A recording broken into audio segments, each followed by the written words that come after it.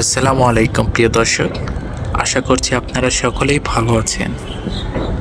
বিভিন্ন মাদক সেবন করলে মানুষের যে ক্ষতিগুলো হয়, ঠিক সেই একই ক্ষতি হয় পর্নোগ্রাফি দেখলে। শুধু তাই নয়, পর্নোগ্রাফি আপনার মস্তিষ্কের গঠনগুলোই বদলে ফেলবে। কিন্তু কেন? আপনি কিছু খেলেন না, পান করলেন না, ঘরের এক কোণে বসে বসে পর্ন দেখলেন, তারপরেও কেন কোকিন বা হিরোইন সেবনের মতোই ক্ষতির শিকার হবেন আপনি? কেন আপনার মস্তিষ্কের গঠন পরিবর্তিত হয়ে যাবে? এই কেনর উত্তর পাওয়ার জন্য বিজ্ঞানে কিছু কসকসানি শুনতে হবে। চেষ্টা করছি যতটা সম্ভব সহজভাবে বোঝানোর। আমাদের মস্তিষ্কের একটা অংশকে বলা হয় ডিয়াস সেন্টার। এটার কাজ হলো আপনাকে পুরস্কৃত করার মাধ্যমে আনন্দের অনুভূতি দেওয়া, বেঁচে থাকার প্রেরণা দেওয়া। কিন্তু ডিয়াস সেন্টার কিভাবে আমাদের পুরস্কৃত করে? মেকানিজমটা কি? ডিয়াস সেন্টার পুরস্কার দেওয়ার জন্য ডোপামিন এবং অক্সিটোসিন নামের দুইটা কেমিক্যাল রিলিজ করে। যখন ডিয়াস সেন্টার অনুভব করে পুরস্কার দেওয়ার মতো কিছু ঘটেছে, এই কেমিক্যাল দুটো পাইকারি হারে উৎপন্ন হওয়া শুরু করে। আর এই দুটো কেমিক্যাল উৎপন্ন হলেই খেল খতম। আকাশে বাতাসে শুধু আনন্দ আর আনন্দ।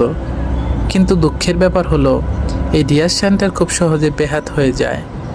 আফিম বা কোকিন জাতীয় মাদক দ্রব্য কোনো ঝক্কি ঝামেলা ছাড়াই আরামসে ডিয়াস সেন্টারকে উত্তেজিত করে তোলে।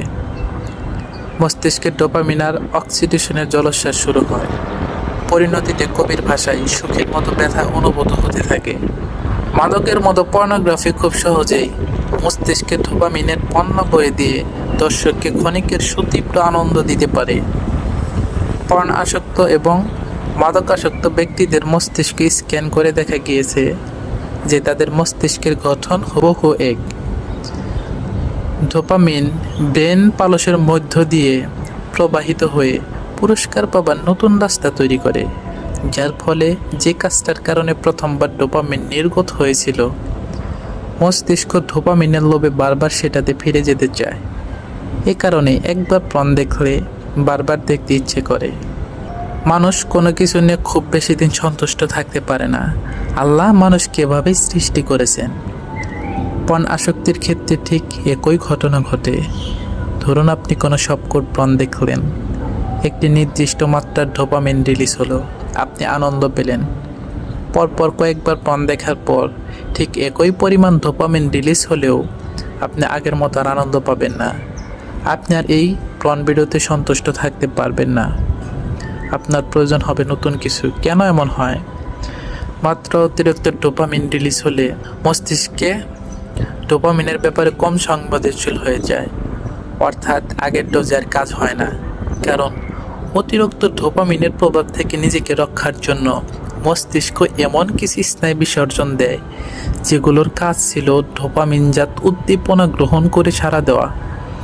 রিসেপ্টর নার্ভ নামের এই স্নায়ুগুলোর কাজ হলো ডোপামিনের অনুগ্রহণ করে মস্তিষ্ককে এই সিগন্যাল দেওয়া যে আমি এত পরিমাণ ডোপামিন গ্রহণ করেছি। যখন এই রিসেপ্টর নার্ভের সংখ্যা কমে যাবে, তখন সে আগের মতো একই পরিমাণ ডোপামিন রিলিজ হলেও সেটা গ্রহণ করার জন্য পর্যাপ্ত রিসেপ্টর নার্ভ থাকছে না। আর তাই মস্তিষ্ক ধরে নিচ্ছে উপস্থিত ডোপামিনের পরিমাণ খুবই কম। সে কারণে সে একই পর্ন ভিডিও দেখেও আপনি আগের চেয়ে কম আনন্দ পাচ্ছেন। আগের মতো আনন্দ পাওয়ার জন্য আপনার তখন আরও করা কিছু লাগবে। আপনি ঝুঁকে পড়বেন হার্ডকোর পর্নের দিকে। এতে ডোপামিনের রিলিজের মাত্রা বাড়বে এবং আপনি পাবেন আগের সেই সুতীব্র আনন্দ।